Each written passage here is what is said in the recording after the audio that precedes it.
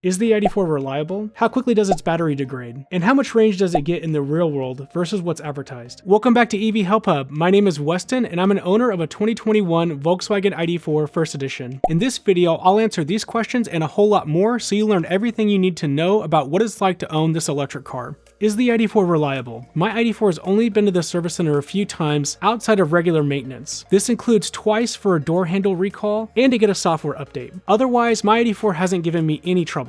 Is the ID4 built well? There are always going to be variances in manufacturing. I'm happy to say that it only has a couple of minor build quality issues. The first issue is that the rear light bar doesn't quite fit into place where the logo is, and you can pop it in from time to time. The second one is that the front passenger door sticks out ever so slightly at the bottom. Outside of this, everything else fits together the way that it should, no rattles have developed, and the paint has stayed in great shape. How has the interior held up over time? If my 3-year-old ID4 is anything to go by, I'd say that you can expect this electric car to hold up very well over the years. The only area with any significant wear is the steering wheel, which was wrapped with real leather for the first model year. As you can see on mine, there are spots where it has started to degrade and where it has become discolored. Every subsequent model year has come with the vinyl wrapped steering wheel instead, so perhaps this will make a difference. Are the seats hard to keep clean? If you go with the vinyl seating option, whether in a dark color or a lighter one, you'll have no problem keeping them clean, and they don't stain very easily. I would know, I've spilled coffee on them more times than I can count over the years. The best way to clean the seats is with unscented baby wipes, so you don't destroy the material with harsher chemicals. By doing this, I have no stains or really any other signs of wear. What is the real-world range of the ID4? Some electric cars don't get as much range as they're advertised to have by the EPA. So what about the ID4? My 2021 ID4, which isn't as efficient as the newer models, reports that I've been getting 3.4 miles per kilowatt hour over the last 14,000 miles or so. That's about 260 miles of range, which is 10 more than it's advertised to have. Next, we need to talk about highway driving. I conducted 2 highway range tests a couple of years ago. In the fair weather condition test, I got 228 miles of range, driving 70 miles per hour or so, which is about 10% less than what's advertised. Completing that same drive in freezing temperatures resulted in only 175 miles of range, a whopping 30%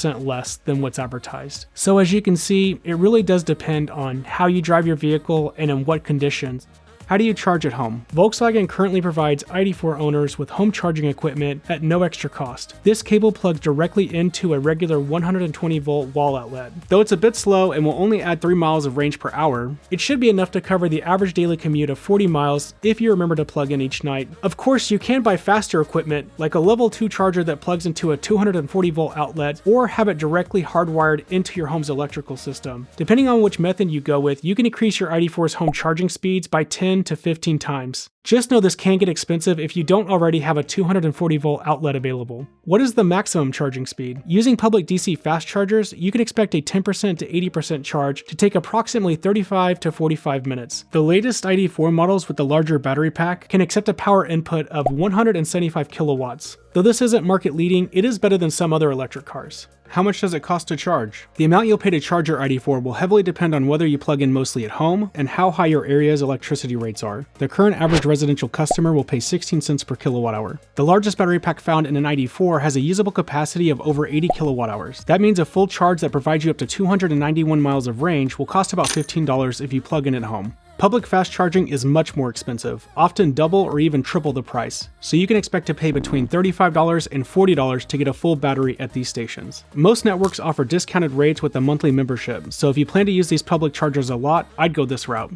Can you use Tesla Supercharger stations? The VW ID4 currently isn't compatible with Tesla Supercharger stations, unless you stumble across one with the Magic Dock, but those are pretty rare right now. However, this will change by the end of 2025 because Tesla and VW have entered into a partnership where all Volkswagen Group EVs, including the ID4, will gain access to many Tesla Supercharger locations using an adapter. As a side note, don't try and buy a third-party adapter online, it won't work because the software also has to be updated as well. How fast does the ID4's battery degrade? One concern for electric car owners is battery degradation or total loss of usable capacity over time. As with most batteries, the amount of charge an EV's pack can hold will slowly decrease. Here's how much battery degradation my ID4 has experienced over the last 3 years and 50,000 miles. My first edition ID4 has a 77 kilowatt hour battery pack. I recently completed a fast charging session going from 10% state of charge to 81%. So 71% is roughly 54.7 kilowatt hours. However, during this session, it only took 50.6 kilowatt hours to charge my ID4's battery pack up 71% worth of its capacity.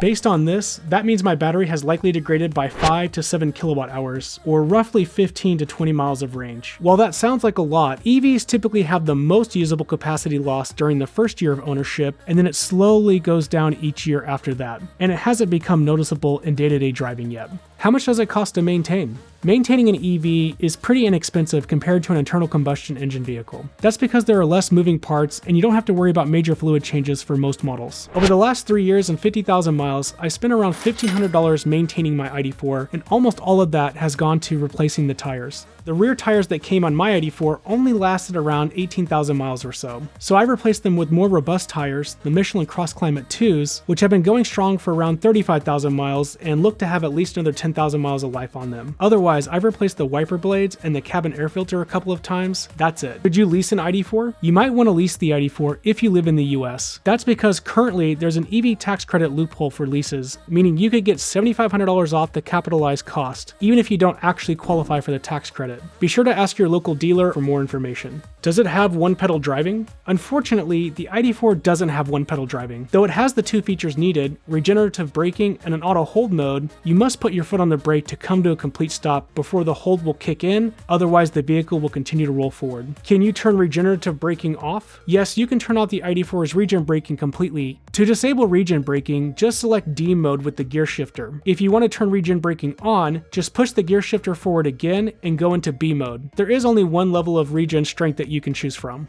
What do I like least about it? There are two things I really don't enjoy about the ID4. The software in the older models is very unresponsive at times, though other owners have mentioned it's better in the newer vehicles. And the infotainment system is pretty basic on its own. You're not going to find any special features here like a dog mode or the ability to watch Netflix while you're charging. The other thing I really don't like about the ID4 are all of the touch-sensitive buttons that you can find throughout the cabin. There are two issues with them. The first one is they can be unresponsive, especially those associated with the infotainment screen. Ironically, they also have the opposite problem. They can be too sensitive. For example, the rear button for the driver's window switch controls. Every time I go to roll down the windows, I accidentally swipe my finger on this button, which rolls down the rear windows instead of the front. It gets pretty old after a while. What are the ID4's most underrated features? There are three features of the ID4 that I don't think get talked about enough. The first one is the electronically controlled sunshade, which comes in especially handy during the summertime, as it helps keep the cabin temperature down and lessens the chance that the seats will burn you when you get in. What's great is that you can stop the shade in any position that you want. My second favorite underrated feature is the cornering lights. They automatically come on when you're driving at night as you turn your wheel. These lights help illuminate the sides of the road, which improves visibility. Lastly, I have to mention the tight turning radius, which is better than most of the competition. It basically means that you can do a U-turn anywhere you want, and it makes parking and maneuvering just that much easier. Thank you so much for watching.